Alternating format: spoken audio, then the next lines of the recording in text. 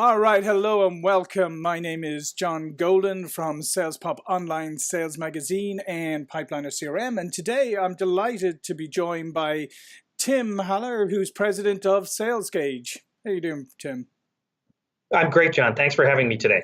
Yeah, and Tim's got you've got well over 25 years of experience in sales and sales management, and today you focus on sales training, right? And as we were discussing just before I came on air, there's a lot of sales training companies out there. I used to run one myself, back in the day. But the issue with sales training has always been, really getting it to stick and getting it to become part of the daily work practice of salespeople. And a lot of that has to do with management, as we were discussing. So what is it that you do differently, and how do you approach it differently? Well, the very first thing that we do is that you've got to have a blended approach in today's world. And first and foremost, you've got to be able to offer people a 7x24 e-learning modules, giving them something that they can actually learn. Then you got to follow it up with the really hands-on practice. I worked for Hewlett Packard, and I had about 25,000 different training courses that we went through each year. And what they all lacked was, how do you actually do it? What's the piece that would make a difference? We love to be able to make sure that customers get the real examples, whether it's prospecting or negotiations. It's not anything that we do as a role play. We actually make people work during the practice session on calling, on engaging, on making phone calls and sending emails. Right. So this practical hands-on piece is fascinating because, as I said, there's a lot of theoretical stuff that's talked about, but at the end of the day, a lot of the activities that salespeople have to do, they tend not to practice them that much, right? I mean, to be honest, yeah. How often do you practice? How often do you think average salespeople practice making a sales call? They never do. And the reason being is that, professional sports people work on practice every day, but salespeople are in the game every day. And when we take them out of the field to do a training course, it becomes the practice, the one time they get it. And that's why we give them specific things that they will use every day. One of the pieces that are really interesting is there's a book by Chris Voss that talks about never split the difference. Right. He's a phenomenal individual from a negotiation point of view. Well, we built, based on his book, a high value trade table. What are you willing to trade to get your deal to move? And then score that. And now it becomes a way for the sales manager to interpret what's going on in the deal, and for the salesperson to have a roadmap on how to make sure that their deal is either moving or not moving. Deals are like sharks. If they stop moving, they die. Right. And so we prove it. And during a session, these people have to go and apply it. And one of the things I love to talk about is the critical business issue. They have to get up and talk about what the business impact is. And you'll find that 90% of the salespeople cannot talk about what the business impact is. They can talk about the technical impact of their product, but not what that piece is on the ROI. Yeah, because at the end of the day, as we know, whether you're a CRM vendor like Pipeliner is, or a sales training company like you, because our customers are not buying from us, they're not buying software, and for you, they're not buying a training session; they're buying an outcome, right? They're buying Correct. a business outcome, and so. If you go back a few years, business acumen among salespeople, wasn't always that critical, right? But so are you saying today, and I would totally agree with you, saying today that you have to understand the business of business and the business of your clients and the industry they're in order to have any kind of credibility or make any impact? From when you think about it, from the opening value conversation that you're going to have, what are the personas you're calling on? What are the pain points you've seen, and how have you succeeded with other customers? You only have that one chance to really open it up. Right. And then you have to go back to these guys and say, all right, what impact does my company have? I was very lucky many years ago when a gentleman who was our business unit manager, who was in charge of all of the R&D and manufacturing of the products that we were selling. And we started telling him what he had to do to actually give us better products. And he stood up and said, let me tell you the 3 things I control. And he put a triangle up on the board. And he put people, time, and money at each one of the vertices. Mm-hmm. And he said, let me tell you guys, he says, in order for me to get more money, he said, I need to be able to have you guys take more quota. Never met a sales guy that wants more quota. That's for sure. Then he turned around and said, okay, that leaves me two things, people and time. If you want more things, I need more people or it's going to take you longer. He said, this is how we make decisions. And that little piece about people, time, and money, it made me a better salesperson because I went out to my customers and constantly qualified there. That's where salespeople are missing today. If they could just take a couple of extra minutes and ask a few questions, they're really going to find that they can change the game. They'll either know it's a good deal and they can continue working, or it's a deal they can never win because it's not going to move. And I like that piece because I mean that's a piece that I always have found fascinating, is the capacity that we have sometimes to fool ourselves, right? To convince ourselves that a deal is a great deal, to convince ourselves a deal is moving even when there's absolutely no evidence to that fact, right? Or we're running around doing all these things, but the customer's doing nothing, right? You got it. Yeah. So, when you're working with salespeople and sales managers, this is a difficult thing for them to learn in many ways because we just don't like giving up on stuff. We don't like taking stuff out of our pipeline. So how do you help them get over that reticence? Well, two things that we apply. First one is, every one of our salespeople that we deal with today, they got to be optimistic, but they actually suffer from an addiction. They're addicted to hopium. Yeah. And so they constantly, so they don't want to give it up by any means.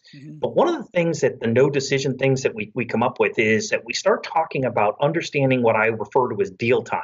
The amount of time they have available to make quota minus the amount of time they work on no decision deals. And at the end of the year, you have 2,000 hours basically to make quota. Half of those time goes away. That leaves you 1,000 hours. Right. If you spend 80% of the time chasing, which is real, by the way, 8 out of 10 deals that go into your pipeline, they never close. So that means you're down to about 200 or 300 hours to make quota. And let me tell you, the people that make quota understand how to move a deal and work on deals that are the right ones or to find the one, not just chase the ones that they're hoping on. And it's really pretty interesting during a session because they have to score their deal, justify their deal, and then contact a customer to talk to them about what that return on investment really is. It's fascinating to watch.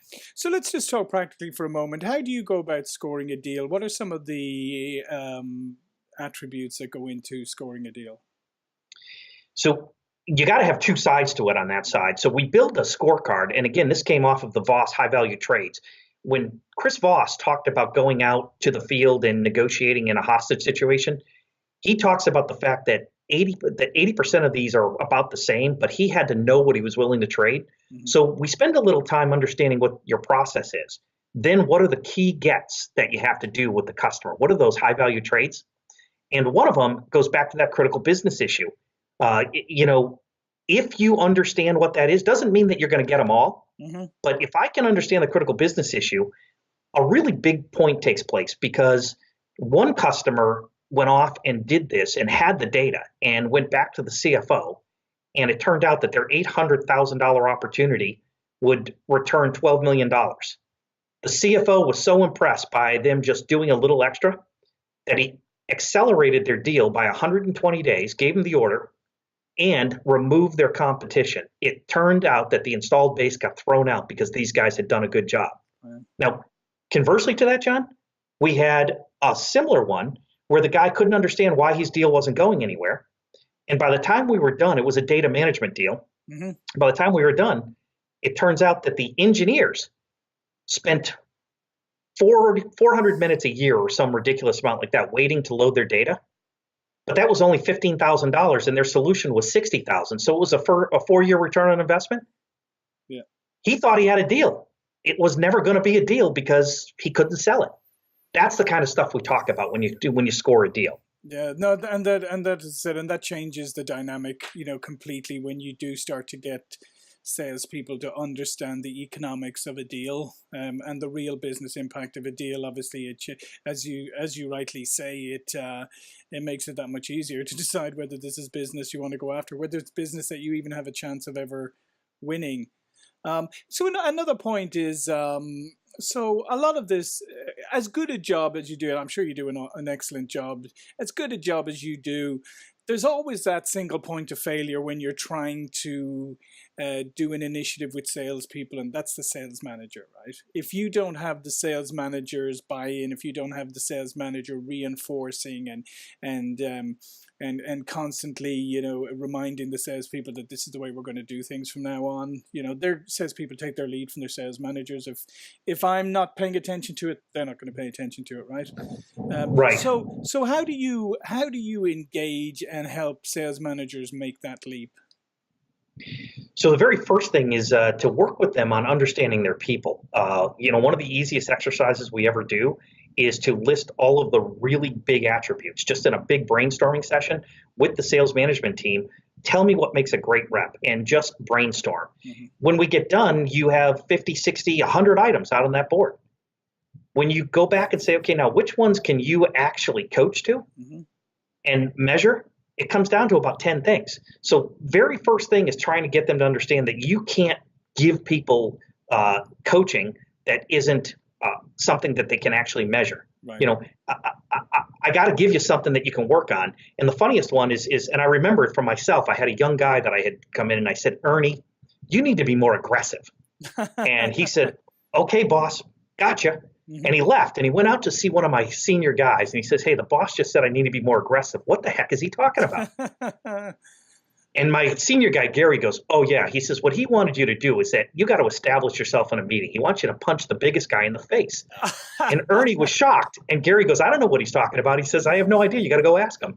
Right there, yeah. It became a moment in my life where I said, this is not the way to coach someone. Uh-huh. Let's work on what's measurable and what's repeatable. And just to be clear, he never did go out punch anyone, though. I don't think he did, by the way. He was a smaller guy, but he was fantastic. And he's now a vice president of a company. And he'll tell you that whole moment in time made him a better person because he needed to understand how to do it. Yeah. So let's just focus on that point, because I think you've hit on a really interesting point that I know anyone watching this, will catch on to immediately, where you say that thing about it has to be measurable. And then I'm just thinking here about and I'm sure we're all guilty about this, as you say, about giving advice that's nonsense in many ways. I mean, we might know what we're talking about, but the other person doesn't, or it's not something that you can measure. I mean, I love that suggestion, like go out and be more aggressive. It sounds like a good thing for sales manager to say, right? So I'm just wondering, how often do you think as sales managers or managers in general that we're giving this kind of advice and direction to people and they're leaving us going, I don't know what to do with that?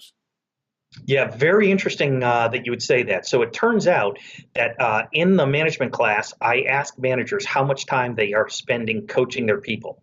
I'm very vague when I ask that question, because you'll be surprised. They give you answers like, I spend 50% of my time. I spend, 30% of Then I go back and say, okay, in a 50-hour week, you're telling me that you're spending 15 hours doing this, or you're spending 20 hours doing it. Then they go, well, yeah. Then I say, okay, how much of that is deal coaching and how much of that is skill development? Mm-hmm. And then we get to the point where they have to start thinking about the fact that they're spending all their time working on deals. Mm-hmm. And to really be good to your people, you've got to be able to schedule some one-on-one time, once a quarter, by the way, to sit down with them, whether it's over a lunch or over the phone, but just talk about a skill and how they're progressing. They're going to want to talk about their deals because that's what they do. Sure. You got to stop that and get them to really open up on how we're going to develop you to be a better salesperson. And then I go to the other side that sales managers are too accepting today of poor performance. And they think just because having a body in the seat, it's a better deal. And I'd love to chat about that at some point because we'll come back and talk about that, because that is a fascinating point, but it's also a critical one, and I know everybody's been guilty of it. Everyone. So that's yeah. So just continuing on with the manager for a moment, okay? So if there's any managers, listening in today, what is one piece of advice that you'd give them? Because you said there's a couple of moments in this conversation when you said, you had this light bulb moment and something happened. Well, try and help help these guys out with the light bulb. What's one thing they could focus on today that would make a difference? First thing that I love people to do is understand the difference between leadership and coaching. Mm-hmm. One of the things about leadership is that it's what you do publicly, coaching is what you do privately. But one of the problems we have, and we're all guilty of it, is that we turn around to sales managers on a regular basis and we say, give me the initiative you're going to run this quarter for your team. And they say, well, we're launching a new product, a new service, this. And so I've told my team that we're going to find 50 prospects and get it in the pipeline. And then the question is, okay, well, that's what they do every day. What are you doing differently? In leadership, what I love to be able to teach people is once a quarter, you go out and you say to them, hey, I've pulled the list, I've put together an email script, I've got a call script, I literally have done all this work for you because I want you to follow me. I want you to believe that I've been there before, and this is what we're going to do together. Leading is from the front, and it means that they have to be able to do it for their salespeople and remind their salespeople that I'm doing something that's going to put money in your pocket. Right. Because if you don't, you are constantly talking to your salespeople about them doing what they do every day, and they don't know why they should be talking to you other than the fact that you are their boss. Mm-hmm. No, that's a great piece of advice. And then the other great piece of advice, like you said, I think is be careful what you say to people. Make sure it makes sense. I love that. Because now I know I'm over the next couple of weeks or whatever, I'm going to be so super conscious of when I give advice or encouragement to people that it makes sense. So listen, Tim, we're bumping up the end of our conversation today. Can you just spend a couple of moments, tell people a little bit more about yourself, your organization, how they can find out more about you and contact you? Thank you very much for that. So the very easiest one is to send an email to info@sales-gauge.com, and it's GAUGE.com. You can always check me out on LinkedIn. We do a lot of social selling in LinkedIn. And ultimately, what I like to talk about our organization is that we drive tactical training. We sit beyond those methodologies. We work right beside them. So no matter what it is, and some of the things that our customers are really loving right now is the high value trade table. How do I actually measure my deals and know that it's moving? Or the social selling piece. How do you actually go out and use LinkedIn and Twitter? Your salespeople all tell you they know how to do it. Mm-hmm. It's really amazing when you sit with them. They don't know how to use LinkedIn. And lastly, if I'm looking at a sales manager, be good to yourself. Invest a little bit of time in your own piece. And one thing I ask is what book are you reading right now to make yourself better? Mm-hmm. So anytime people want to contact us, www.sales-gauge.com. And all of our platform is built as an e-learning as well, so they can take it 7x24 anywhere in the world. Excellent. Listen, thanks, Tim. It's great. And a good piece of advice, again, to end up is, if you're not looking after your own professional development, how can you expect anybody else to do it, right? So, the responsibility for developing and getting yourself, starts with you. So, yeah, you should be reading and looking for educational opportunities all the time. So, Tim, great. We'll definitely come back and chat. There's about 4 different subjects that cropped up during this conversation that I'd love to dive into more. But for today, my name is John Golden, SalesPOP Online Sales Magazine, Pipeline of CRM, Tim Haller from Sales Gauge. Thank you very much. Great conversation. I'll see you all again real soon. Thank you, John.